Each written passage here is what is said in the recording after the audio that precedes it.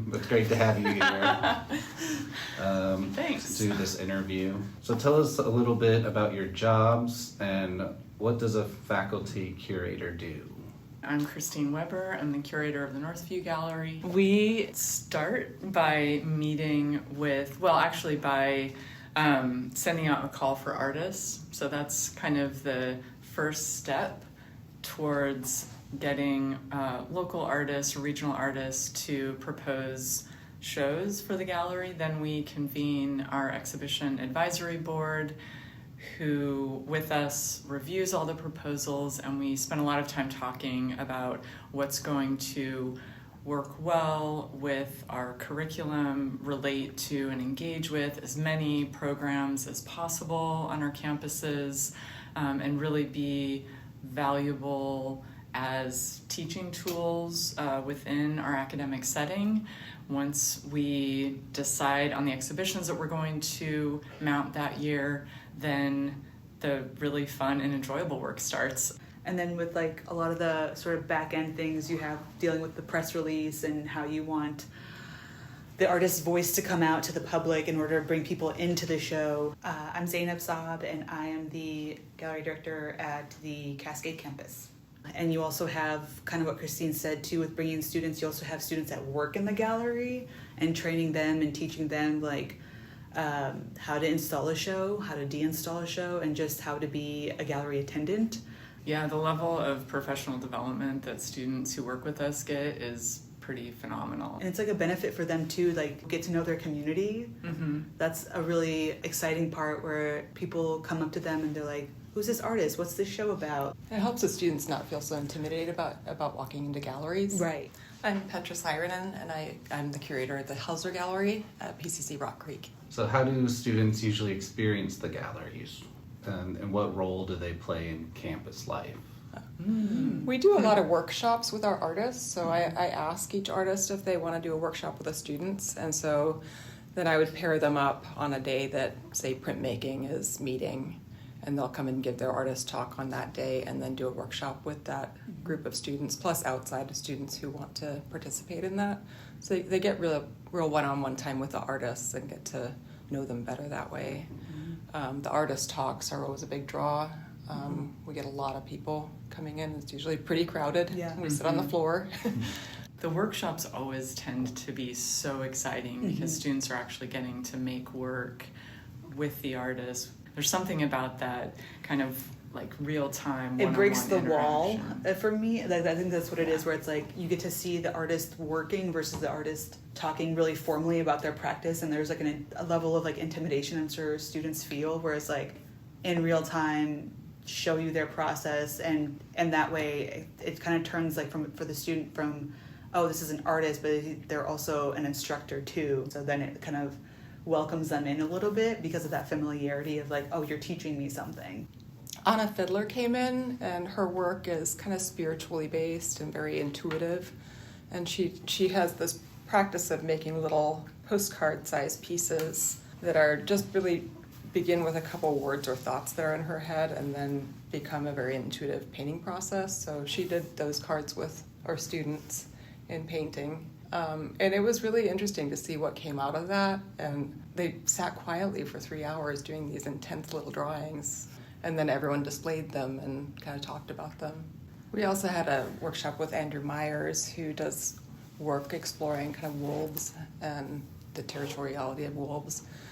And he did a printmaking workshop with our students where he had this kind of collaged giant piece in the gallery, and the students added to it. They made prints, and then he collaged them into the show as the show was going on. There was that show that really Muna Hanady show with the kites, and the power of that show, and doing the kite workshop. That was a really beautiful experience. The kite workshop was wonderful, and we were able to display the kites made by ESOL students for the rest of the year. And so they had their work on view in the building that they'd made, with Mona. That was a really beautiful show, and that was probably one of my favorite workshops from this year. The workshop was drawn from an exhibition, an artist named Monhonedi, who's a Palestinian-American artist, and wanted to respond to the violence happening in Gaza, and created a gallery full of kites, an installation essentially filling the gallery with kites, including video projection and sound that she drew from archival footage from reporters. Her interest was in part in honoring all of the reporters who have lost their lives, attempting to communicate to the world about the violence, and wanted to engage students around the object of a kite. And it was really beautiful, both her and Hamid Nabil, who was an expert on the design of kites specifically from Gaza, talked about their experience flying kites as children and how meaningful the kite was. And then a lot of the students, because it was a really global group from ESOL, were talking about their own experiences flying kites, and those kites have remained up in the building, and it's lovely to have kind of evidence of the workshop and evidence of students' creativity and engagement with the artists that we're able to see in the building long after the exhibition is gone. So tell us about the student art show. How does this show enhance the experience of art students at the college? So the student art exhibition is taking place in all 3 galleries, and students had the chance to choose whichever gallery was either most convenient to them or closest to them. So students have the opportunity to see their work, professionally on a wall with a label, in the context with a lot of other students that are working as they are. And I think we all probably have that experience at our awards reception where a student brings their family and pulls them over to their work, and their family sees that work hanging there, and then they're able to talk about the class or the assignment, and it's just this really beautiful moment. It's also like their first opportunity to show their work, and we keep that application pretty professional, so they're having to answer the questions that a professional artist would and provide us with images and dimensions and titles and things like that, and an explanation about the work. I have actually a student who is showing at the Northview Gallery, and he's had a lot of struggles. Like he has accommodations for learning disabilities, and he was so happy that the show was up, and he was like, 2 of my pieces got selected. I just didn't think that they were good enough. But I could see how he was so much more engaged in class today just because of that experience of being chosen for the show. The students do learn a lot about, how do you communicate your work to someone else. You have to think about photographing the work, titling it, as you were saying, writing a little bit about it. So all those are things that, if they do decide to pursue art professionally, are super valuable to have an experience with. So what's the current situation for funding the arts at PCC? Well, I'm gonna just be frank, speak from our perspective as gallery directors and the labor we put into the shows and the funding that we need to put into those shows. Even with the funding we're given now, it always feels like it's not enough. At least for the Paragon, a good majority of it goes to the artists. So kind of what Christine said, when we have our open call and we select our artists for the year, we reserve a certain amount of money for each artist. We have a small section of it as well for supplies, and another section of it goes to our assistants. It always feels like I wish I could give the artists more. And so for us right now, we are looking at our budgets potentially being cut. I feel like there's a really good chance that is going to happen just from the conversations we've been having, but it is certain that our release time is being cut. That's going to impact the quality and time we can put into our practice as directors, and that is such a shame, honestly. So a course release there's a set amount of courses that a full-time faculty teaches within the year. So as a gallery director, we get a release from the amount of classes that we teach in order to fulfill the position of being a gallery director. I really feel what you're saying, Zainab, about wanting to pay our artists more. The artists who come to our campuses and engage with our students put so much time and effort, not only into their exhibitions, but then also into the events and the programming. And we already, I think, we struggle to try to pay what would be comparable to what other arts institutions can pay, but we just don't have a large enough budget to do so. When I first started doing this, which is 7 years ago, I used to joke that this was a full-time job on top of my full-time job.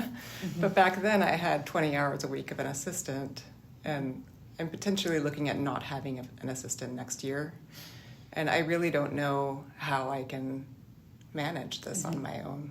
Like, the burnout really does come from fighting for the things we need that are the bare minimum. That is where the really big fight comes in, where it's like, I have no problem spending hours with the artists to get this show up. It's exhausting, but it's exciting, and knowing the potential of it.